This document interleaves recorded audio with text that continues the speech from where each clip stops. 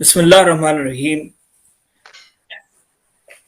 दुरूद व सलाम नबी मेहरबान हज़रत मोहम्मद सल्लल्लाहु अलैहि वसल्लम की ज़ात अक़दस पे, उनकी आल पे और उनकी उम्मत पे। के न्यूज़ के देखने और सुनने वालों, एजाज शाहिक और राबिया जंजुआ एक नया प्रोग्राम अब होगा सच का सामना के साथ आपको अपने इस प्रोग्राम में खुशामदीद कहते हैं। आज हमारा जो डिबेट है वो है अवामी मसाइल और उनका हल।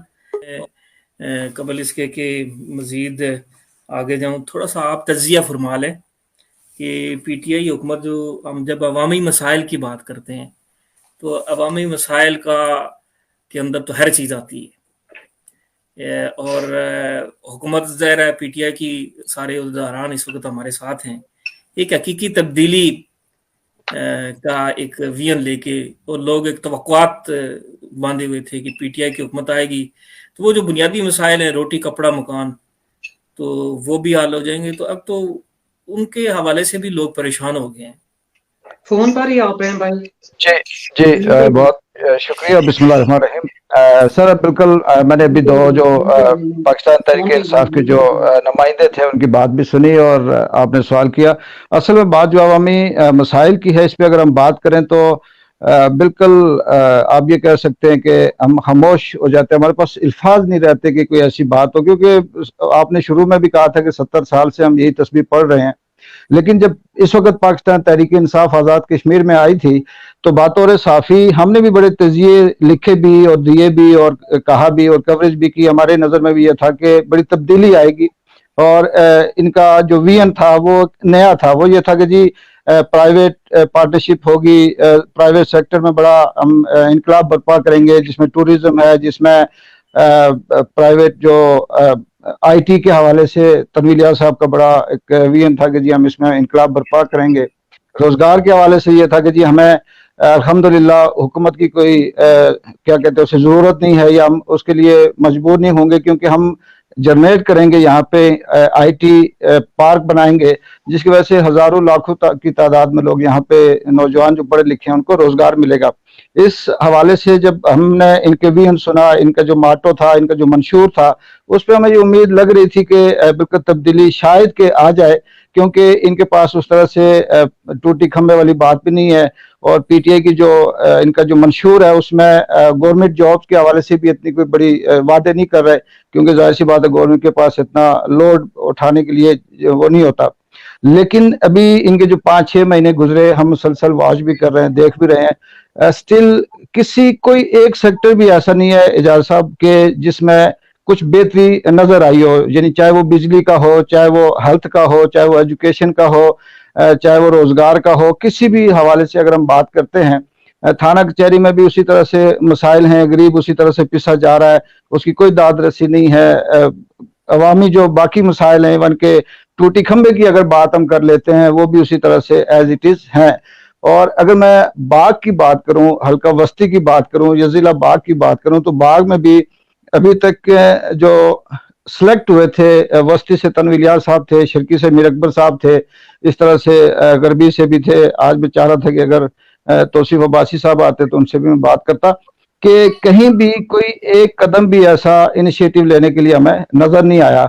टूरिज्म के हवाले से तनवीर इलियास साहब ने भी बड़ी बातें की, जो हमारी गंगा चोटी है इस पे विजिट किए, तौली पीर पे किए, बंजोसा पे किए, बाकी विजिट किए। लेकिन ऑफ द रिकॉर्ड जब हम पता करते रहे, उनके साथ जो इंजीनियर या जो आर्किटेक्ट आते रहे, तो उन्होंने सिर्फ सर्वे करने के बाद ये कहा जी कि अगर हम यहाँ पे अगर कोई मनसूबा शुरू भी करते हैं तो उसके लिए 4-5 साल लग जाएंगे।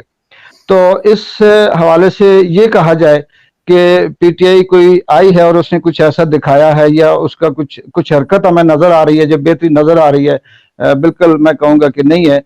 गैर जानिबदाराना मेरा किसी सियासी हवाले से, क्योंकि माजी में भी अगर हम बात करें तो नून लीग ने भी कोई बहुत बड़े तीर नहीं मारे, पीपल्स पार्टी की हुकूमत थी उसने भी कुछ भी नहीं किया, अपने अपने हिसाब से वो काम करते रहे। ये किलोमीटर 2 किलोमीटर सड़कें दे देना, किसी को पानी की टंकी दे देना, 500-700 गज के वो पाइप दे देना, इसको अगर ये तरक्की समझते हैं, इसको अगर ये विजन समझते हैं, तो ये फिर मैं नहीं कह सकता इसको अगर तरक्की है तो फिर तो शायद हो गई हो।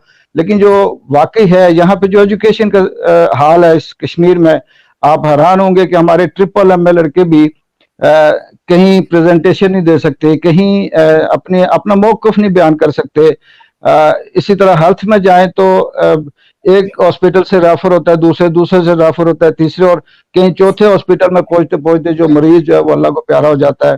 سڑکوں کی حالت ایسے ہے کہ ایک دن بارش ہو جائے تو لوگ گھروں میں محصور ہو جاتے ہیں, بجلی بند ہو جاتی ہے, نیٹ بند ہو جاتا ہے, رستہ بند ہو جاتا ہے.